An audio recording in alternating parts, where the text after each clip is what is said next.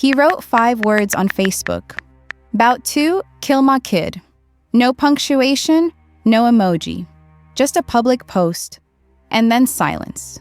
3 minutes later, 2-year-old Yazmina Akar was stabbed by her father and left to die in a field outside Melbourne. More than 300 people saw the post. Most didn't say anything. No one stopped it. This is the story of how a digital threat became a real-life tragedy, and how the warning signs were ignored until it was too late. Yazmina Mimi Akar was born in 2008 in Melbourne, Australia. She was bright, energetic, and always smiling. She loved strawberry milk, dancing to the Wiggles, and holding her mother's hand. She was 2 years old when her life ended. Her mother, Rachel Darjan, was her main caregiver and protector. Her father, Ramazan Akar, had a long history of abusive behavior toward Rachel and later toward the system that tried to keep them safe. Rachel met Ramazan when she was young. At first, he seemed attentive and protective, but those behaviors quickly turned into controlling and emotionally abusive patterns. Friends and family noticed that Ramazan isolated Rachel from others. Over time, the relationship became toxic. There were threats, intense arguments, and fear. After years of conflict, Rachel ended the relationship, but the problems didn't end there.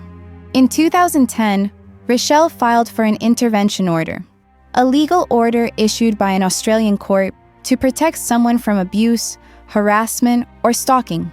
It's similar to a personal protection order, PPO, in the United States. The court approved the order. Ramazan was no longer allowed to contact Rachel or see Yazmina without court permission. But he continued to send messages, threats, and manipulations. He often used guilt, emotional blackmail, and intimidation. Eventually, he convinced Rachel to allow one supervised visit with Yazmina, claiming he wanted to buy her candy, known as lollies in Australia. Rachel agreed. She believed it was safe. That day, Ramazan picked up his daughter. They went to a convenience store. He bought her candy. She was wearing a yellow dress. He then drove her to a remote area near Greenvale Reservoir, a patch of dry Australian grassland outside Melbourne. There, he stabbed Yazmina multiple times and left her bleeding on the ground. At 4:11 p.m., he posted on Facebook, "About to kill my kid." 3 minutes later, he sent Rachel a message. It wasn't a confession, it was a taunt. He said she now knew what it felt like to lose a child. Take a moment, really think about what this mother went through. She trusted the system, she followed the law, and still, her baby didn't come home. If this story makes your heart ache, don't scroll past. Click like, subscribe, and comment Mimi's name below. The more people hear her story, the fewer lives we lose to silence. By evening, authorities had found Yazmina's body. Ramazan was arrested quickly. He made no effort to escape or deny what he did. He had posted his intentions publicly. He messaged the mother afterward. He confessed in a police interview. He also attempted to harm himself during the arrest, but survived. His phone, Facebook activity, and digital trail provided undeniable proof of premeditation. Ramazan Akar pleaded guilty to the murder of his daughter. During the trial, the court reviewed his social media activity, text messages, and the nature of the crime. The judge called his actions calculated and cruel.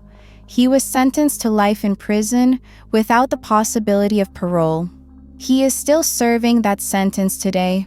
This case sparked national outrage in Australia.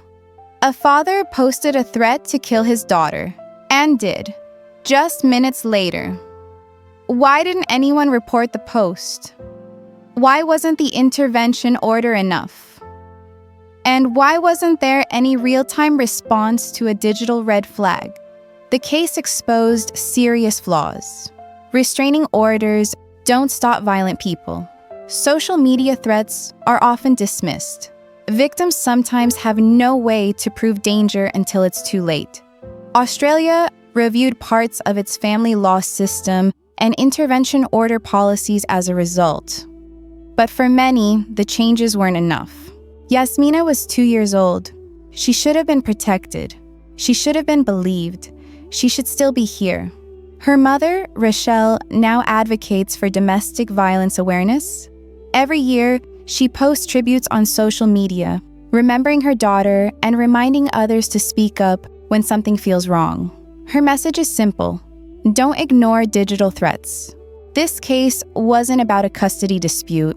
It was about control, violence, and a system that missed the signs. A Facebook post predicted a murder, and no one acted in time.